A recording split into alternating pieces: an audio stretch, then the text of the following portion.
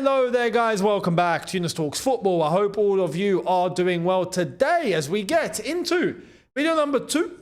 If you didn't catch video number 1, make sure you go and have a look right here where we went into a few things of what happened earlier on in the day in terms of the centre-back situation, Chelsea's strategy. Are we going to go into the market? Are we not? As well as a couple of other things, especially happening at Manchester City too, with their settlement in the Premier League. So go and have a look and let me know your thoughts on that.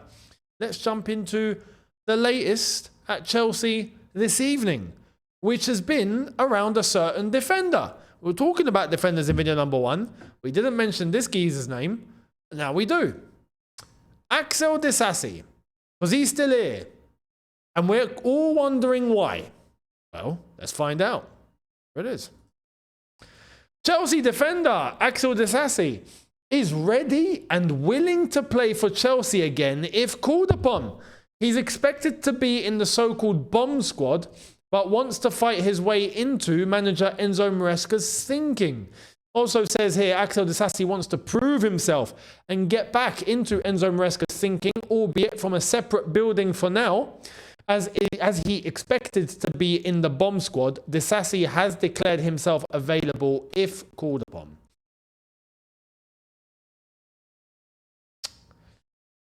How do I start this? How do I start this one? So, I appreciate the will. I appreciate the intention, perhaps, if this is the case. Yeah, this is from Nizar Kinsella. So if this is the case, and Disasi is in a situation where he actually wants to fight for his place, he's going to have a tough time doing it from the bomb squad. That's for sure. Because I don't think Enzo Maresca really watches the bomb squad. I'll be honest. And who's left in the bomb squad? There's no squad. It's bomb lads now. It's not bomb squad. We ain't got a whole team there. Who's in there now? Disasi, Raheem Sterling, David Datro Fofana, as far as I heard a few days ago, if you remember, I mentioned that here. I think that's it. Everyone else got sold. So, it's going to be tough to prove yourself there, mate. But if we're going to talk logically, right? Like I've said, I admire if this is his intention and he really wants to fight for it. Okay, cool. I get it. But let's be honest. Because we have to talk from a footballing standpoint. Now, I'm not going to talk from a personal standpoint. From a personal standpoint, I appreciate the desire. From a footballing standpoint, we have to ask the question, are you good enough? It's as simple as that. Is there a route into the team right now? Well, let's look at our centre-back situation. Levi Colwell's out. And we've been looking for someone that can distribute on the ball as well as fill in defensively for the absent Levi Colwell. We have Tosin in place who can do that job. But at the same time, who else have we got? At centre-back, we've also got Badiashile, who we've got an update on. That's going to be very, very shortly, so stay tuned. We've got Trev Chalobah. We've got Wesley Fofana. We also have Achiampong in case. And we've also got Hato in case. Now, those two guys normally operate as fullbacks for right and left, like I've just mentioned for their respective names. But at centre-back, they can fill in if necessary and if need be. So who does Disasi get ahead of in this hierarchy? Does he get ahead of Achiampong? Some would say yes and some would say no. We're talking centre-back here. Just centre-back. Forget right-back, he takes him to the cleaners. But in terms of centre-back, Achiampong has only been tried and tested a couple of times at centre-back. So you could argue the point. Does he get ahead of Hato? Hato's not played at centre-back for Chelsea yet. He's been brought in as the backup to Cucurella, and that's basically it. But we know he can play at centre-back. But does he get ahead of Disasi? You could argue, again, for Hato, yes or no, right? It's a bit 50-50 there. Does Disasi get ahead of... Now we're talking for both sides of the defence because we know that Disasi is meant to be able to operate on either side, left centre-back or right centre-back. Does he get ahead of Fofana? Some would say... Most would say no. But based on the injury record, some would say yes, because Fofana's been so broken, it's ridiculous, right? So there's a bit of a debate for that one. Does Disasi get ahead of Badiashile? I think most would say no. Does Disasi get ahead of Chalobah? No. Straight up. Does Disasi get ahead of Tosin? No. Definitely not. Does Disasi get ahead of Levi Colwill? That's not even a discussion. But Levi Colwill will come back when he comes back. So in terms of the hierarchy right now, Disasi, arguably, it's not even a definite, it's an arguably fifth in terms of the hierarchy of defenders. And even then, you're going to get some that would say, no, it's fine, but we've got Achiampong that we can call upon. We've got Hato that we can call upon in case, so we're covered. In that case, they would send Disasi to the bottom of the pile. Hence, right now, why he's in the bomb squad. So, is he good enough? Can he actually make it? I don't think so. I don't think so. He can try, he can prove, he can fight, he can play, he can try and do whatever he's got to do to get noticed. But I think most people, if we're talking real, putting sentiment aside, and this is a very important thing that I want to make clear, when it comes to players and it comes to this sort of situation, please always put sentiment to the side. You have to. This is football. This isn't a merry-go-round charity case because of how you feel. This is football and who's the best and who isn't. I don't think we're going to see Disasi fight his way into the team and succeed, realistically. So let's wait and see. On the eye, Disasi is an absolute unit. You'd think he's a tank, right? But from a footballing standpoint, there are names ahead of him in this Chelsea team, and correctly so, by my opinion, at the moment. It's up to the player, because we're only basing this opinion based on what we've seen so far.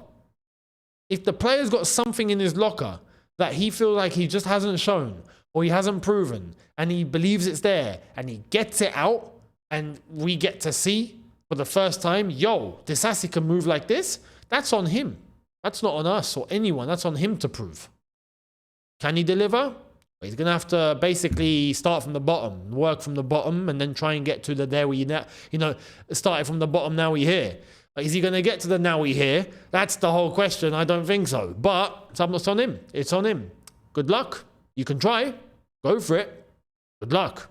It's going to be hard, especially from the bomb squad. Good luck navigating that. But let me know your thoughts down below. Do you think Disasi is good enough? Can he? Or have you completely gone hell no? I'd love to know. Let me know down below. Personally, I say no. I don't think so. But let me know what you think. Now, news, like I was going to say, about Badiashile and a certain other player. You'll like this. Romeo Lavia and Badiashile in team training today. Yes, they're back and training. Both of them. Okay. Can I just say, for this one, please wrap them in cotton wool. Yeah? In training, no one going for any tackles. No one going for anything too aggressive. No one shove him too hard. Nothing. These guys are vulnerable. Yeah? Just keep training. And no one break into them. Basically, that's it. That's what we need.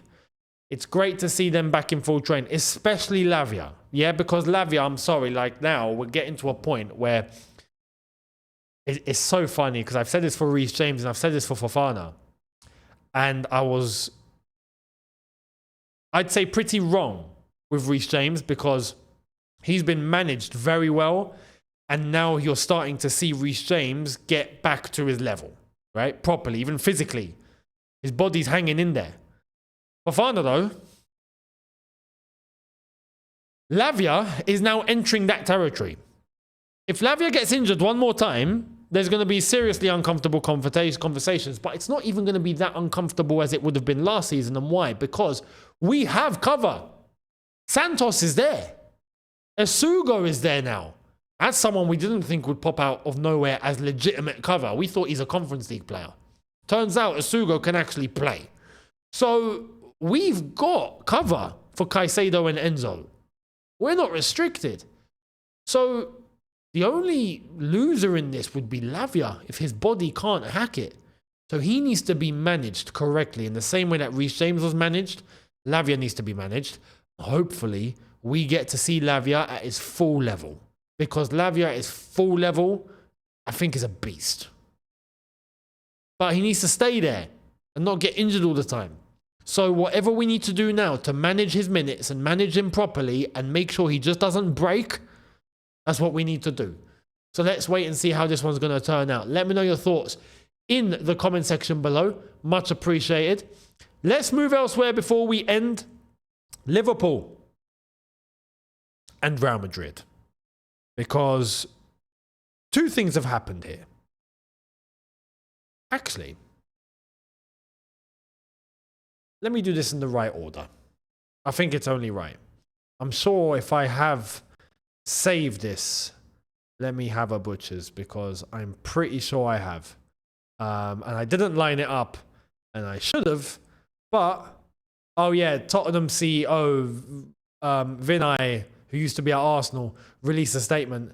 Oh no, it's not here. Okay, well let me just tell you. Okay, so Rudiger and Alaba are both leaving Real Madrid as free agents in 2026. Right? Rudiger and Alaba. Now when you go back and you look, these are players that joined Real Madrid as free agents and they're now leaving as free agents. But Real Madrid don't do this sort of thing without preparing for the next stage. So what is it? Well, they're getting rid of these players as free agents. So guess who they're signing as a free agent? An agreement for Ibrahima Konate to join Real Madrid on a free transfer next season is now advanced, says Marca in Spain. There we are. They're repeating the process. Do you see when we were talking about money the other day? And how Real Madrid were the team that was able to navigate and get players on a free? Well, financially, that helps them a lot. But when you look at the players that they're actually able to pull off as free agents, these are top tier players. Mbappe included, arrived as a free agent. It's mental, right? But this is what Real Madrid are able to do.